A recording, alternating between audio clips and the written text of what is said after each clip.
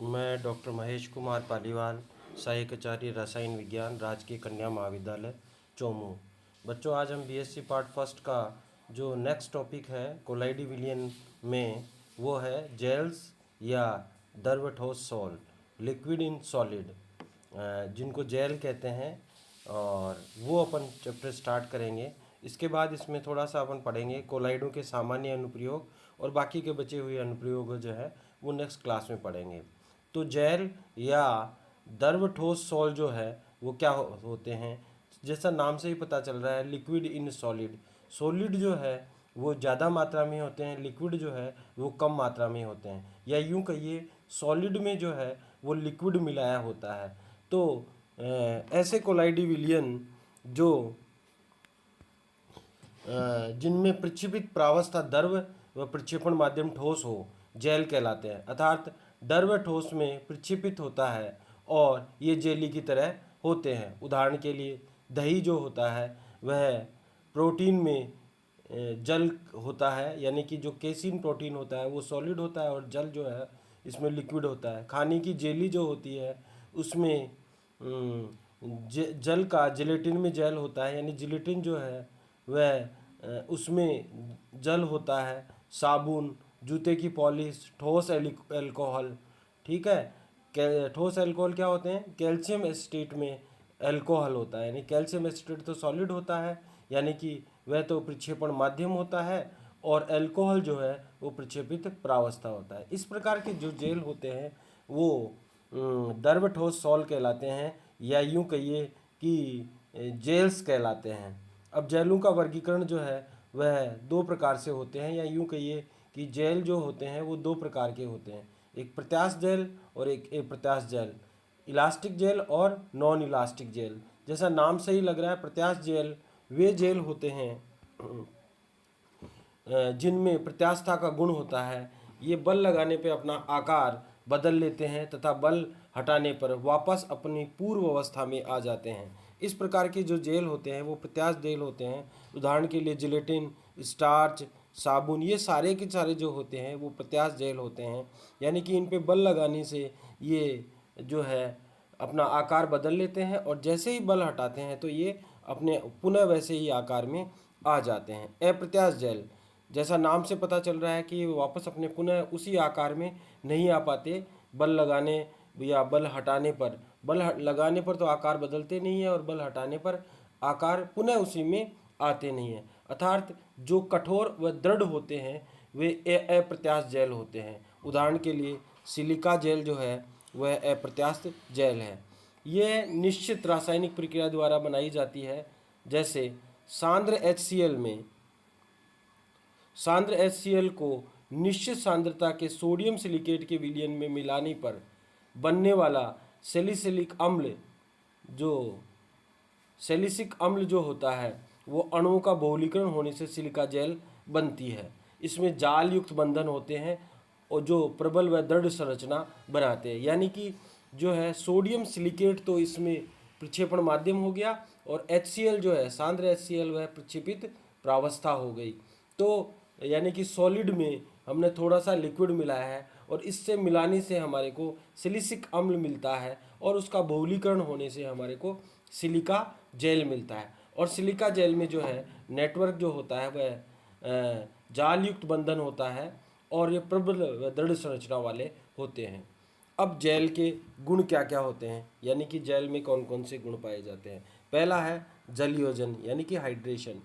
शुष्क प्रत्यास्थ जेल पानी मिला कर वापस प्रत्यास्थ जेल बनाई जा सकती है। जो शुष्क प्रत्यास्थ जेल होती है उसमें थोड़ा सा अगर पानी मिला देते हैं तो वो वापस प्रत्यास्थ बनाई जा सकती है, लेकिन अप्रत्यास्थ जेल अगर एक बार शुष्क हो जाती है तो उसको वापस पानी मिलाकर जेल नहीं बना सकते।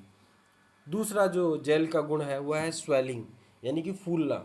शुष्क प्रत्यास्थ जेल को जब विलायक में डुबाया जाता है तो ये विलायक को अवशोषित कर लेते हैं, जिससे इसका आयतन बढ़ जाता है, वह फूल जाते हैं। इस प्रक्रिया को जो है वो फूलना कहते हैं, स्वेलिंग कहते हैं। तीसरा जो है वो संकुचन, सिनर्जिसिस, सिनर्सिसिस।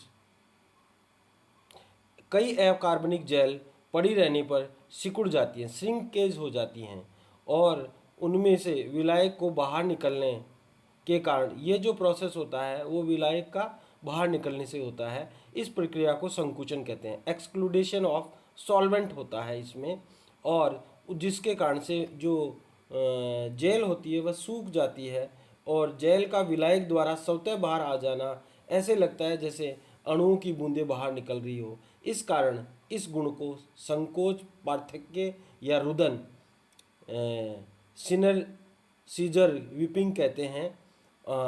रक्त का थक्का बनना भी इस प्रक्रम का उदाहरण है। होता क्या है कि जब हमारा रक्त क्लोट होने लगता है उस समय आपने देखा होगा थोड़ी थोड़ी ड्रॉपलेट्स सी होती हैं, जैसे आंसू की बूंदें आई हों। तो इस प्रकार का जो प्रोसेस होता है, यानी कि जब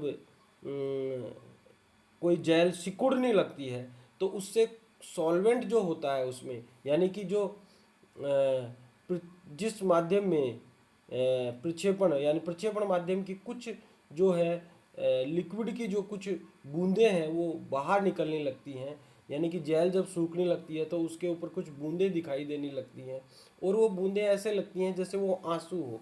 तो इस तरह का जो प्रोसेस है वो जेल का रोना कहा जाता है या रुदन कहा जाता है। जब थक्का बनता है, यानी कि हमारे चोट लगती है, जब थक्का लगता है तो कुछ बूंदें आपको, कुछ लिक्विड की बूंदें या ऐसे गीला गीला सा आप जो खरूंट अपना आता है उसके ऊपर आपको कुछ बूंदें दिखाई देती होंगी, वह इसी का उदाहरण है। फिर आता है थिक्सोट्रॉपी, कंपना कंपानुवर्तिता।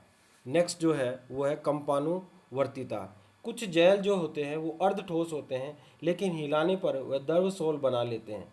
यह उत्क्रमणीय सोल जोल सेल सोल और जेल का जो परिवर्तन है, उत्क्रमणीय यानी सोल जो है वो जेल में परिवर्तित होता है और जेल जो है वो सोल में परिवर्तित रहता है। तो हिलाने से ऐसा प्रोसेस होता है जो अर्ध जेल होते हैं उनमें होता है। तो इस प्रकार का जो परिवर्तन होता है वो थिक्सोट्रॉपी कहलाता है। उदाहरण के लिए आयरन ऑक्साइड जेल और सिल्वर ऑक्साइड जेल। कंपना कंपानुवर्तित जो है थिक्सोट्रोपिक पेंट्स जो होते हैं वो भी इसी का उदाहरण है। सामान्य कोलाइड विलयन में किसी विद्युत अपघट्य को निश्चित सीमा तक मिलाकर कंपानुवर्तित जेल प्राप्त कर सकते हैं।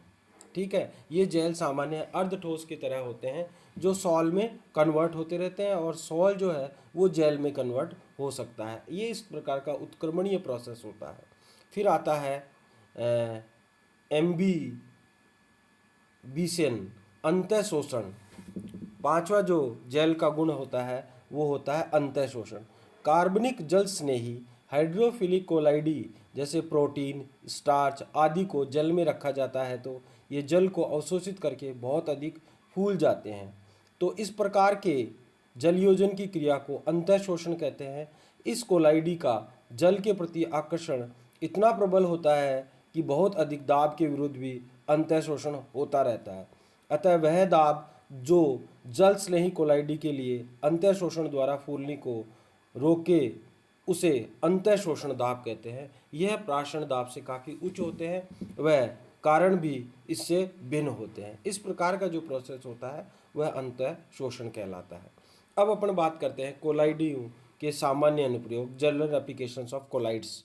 कोलाइड्स के कुछ सामान्य एप्लीकेशन, आज हम कुछ एप्लीकेशन पढ़ेंगे, नेक्स्ट क्लास में कुछ पढ़ेंगे। तो सबसे पहले खाद्य पदार्थों के रूप में जेल, पहला जो उपयोग होता है, कोलाइड जो होते हैं वो खाद्य पदार्थ के रूप में काम में लिए जाते हैं। जैसे मक्खन है, पनीर है, दूध है, रोटी है इत्यादि कोलाइडी पदार्थ ही हैं जिनका अपन खाने के रूप में या खाद्य पदार्थ के रूप में उपयोग लिया जाता है। दूसरा एप्लीकेशन, मेन एप्लीकेशन जो होता है वह औषधियों के रूप में, मेडिसिन्स के रूप में भी हम कोलाइड्स का प्रयोग करते हैं।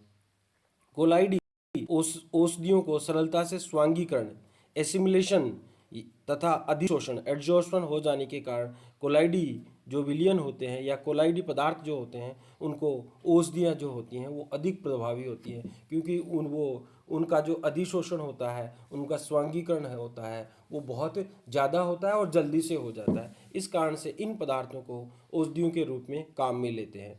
जैसे कुछ औषधियों के मैं यहाँ पे आपको नाम बता रहा हूँ, ऑजिरॉल और प्रोटोजिरॉल। चांदी के रक्षित कोलाइडी विलियन जो आँखों की पलकों में हुए रोगों के उपचार के रूप में प्रयुक्त होते हैं वो ओलिजोरॉल और प्रोटोजिरोल जो होते हैं वो कोलाइडी ही होते हैं। फिर दूसरा है कोलाइडी स्वर्ण, मैग्नीज, कैल्शियम, आयरन, कॉपर आदि स्वास्थ्यवर्धक टॉनिकों के रूप में काम में आते हैं। ये टीबी व रिकेट के उपचार में भी उपयोगी होते हैं। फिर आता है तीसरा कोलाइडी गंधक जो होता है तीव्र कीटाणु नाशक होता है। कोलाइडी कैल्शियम जो है ग्राइप वाटर में बच्चों के सूखे रोग में देते हैं। ग्राइप वाटर जो होता है उसमें कोलाइडी कैल्शियम होता है। कोलाइडी एंटी मनी जो होता है वह काला आजार के उपचार में प्रयुक्त होता है। फिटकरी व फेरिक क्लोराइड जो कहा है का उपयोग कट जाने पर खून को रोकने के काम में आता है, यानी कि थक्का बनाने के लिए काम में आता है। पेनिसिलिन, स्ट्रेप्टोमाइसिन आदि कोलाइडों के रूप में इंजेक्ट किए जाते हैं। फिर आता है नेक्स्ट जो है वो मिल्क ऑफ मैग्नीशिया अर्थात दर्व एंटा एसिड डाइजिन आदि जो विलियन होते हैं वो कोलाइड के ही बने होते हैं। वो हमारे जो होते हैं एंटी एसिड के रूप में काम में आते हैं।